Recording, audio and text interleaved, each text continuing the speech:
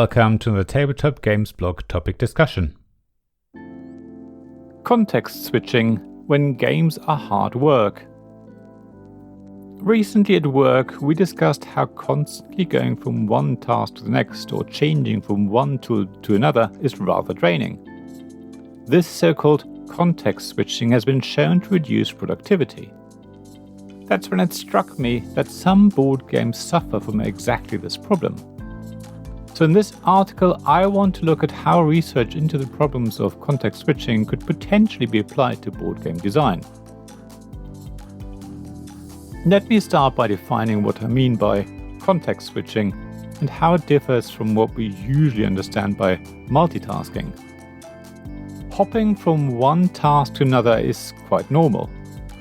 In a board game, you expect to have to do or at least consider several things at once on each of your turns. Doing several things that are all related is what I would call multitasking. You can easily consider multiple choices in a game as long as they're relatively similar.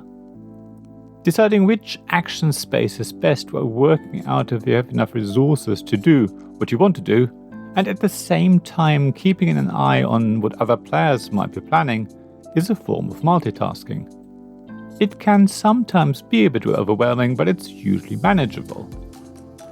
Context switching is a bit different though. You're still doing several things at once, but there are very different things. In board game terms, imagine having to go through cleanup steps where you total up points scored this round, shuffle discard parts to the new draw decks and remove certain tiles depending on the current round, but also having to make a choice about what action you should take next.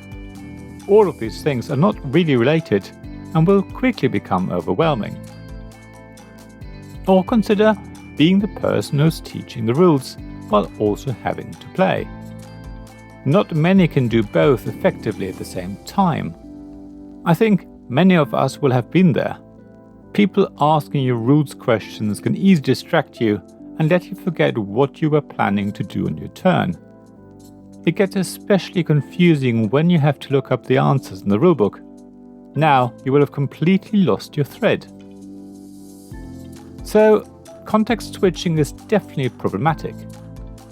Games that require players to do lots of different things or choose between options that are very dissimilar will become overwhelming pretty quickly. There are plenty of games where a single turn consists of many different phases. Player aids can be very helpful here, but they are really just a crutch to address a problem in the game's design. People will still be distracted when they have to check what phase comes next and what they have to do. Granted, many games with multiple phases in a single turn do tend to flow after a few rounds, but it's still not elegant. Another form of context switching in games is to do with housekeeping steps between rounds or at certain times in a game. It's at these points in a game that the rulebook often comes out because nobody can remember what needs to be done. Again, a quick reference guide can help here, but ultimately it's still a form of context switching. Players have worked out their winning strategy and now have to think about something completely different. Now, I'm not saying that games with context switching are badly designed. It's quite possible that removing phases destroys the overall game experience. Sometimes breaking a turn into multiple steps can actually be helpful. All I'm saying is that any sort of context switching can become problematic and needs to be carefully considered. At the end of the day, I think some games that seem complex, difficult, or maybe heavy have that image because of the amount of context switching. As an example, I immediately think of 18xx games. They are often seen as difficult to learn. I reckon some of their perception is due to the various phases. There's a stock and an operating round. The operating round is further divided into laying track, operating locomotives, and buying and selling locomotives. Turn order also changes from time to time. There are a lot of things going on that players have to remember when they play an 18xx game. It's this kind of housekeeping that can put people off. The wonderful Brass Birmingham is another case in point. Taking a turn can be difficult enough. given the number of options players have to consider. However, once everyone has taken their turn, it's time to decide turn order for the next round. Adding up poker chips and moving player tokens around isn't particularly hard, it's quite simple arithmetic. Yet it's enough of a distraction to get players out of the flow of the game. Then, halfway through the game, you score everything, remove tiles from the board and get ready for the next era. Again, it's not difficult, but it's another moment of context switching in the game. Contrast these with Tapestry. There are a few actions that I would consider a form of context switching. Rolling the dice when you carry out a conquer or research action, as well as placing income buildings or landmarks, are all quite different to what you usually do on a turn. Yet these are things that you often do while the next player already takes a turn. So you can take your time making a decision without stopping the flow of the game. You will also have time to switch back to thinking about your next turn. So what do you think about context switching in board games? Can you think of other examples?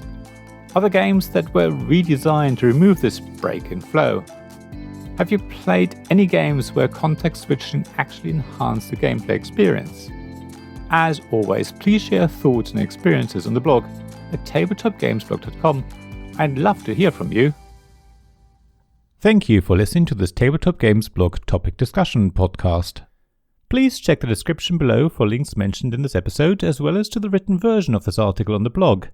If you enjoyed this episode, please subscribe, give us some stars or leave a review. Please also tell your friends about me, and if you want to offer financial support, check out my Patreon and Ko-fi pages, links to which you'll find in the blog at tabletopgamesblog.com. So thank you again for listening, and I hope to see you again soon. This podcast was made possible by the generous help of my supporters. Royal Patron Sean Newman, Magic Champion John Risley, Castle Guards David Miller and James Naylor, Dice Masters Alex Bardi, Paul Grogan and Robin Kay, and Shining Lights Jacob Davis, Gavin Jones, Sarah Reed and Richard Simpson.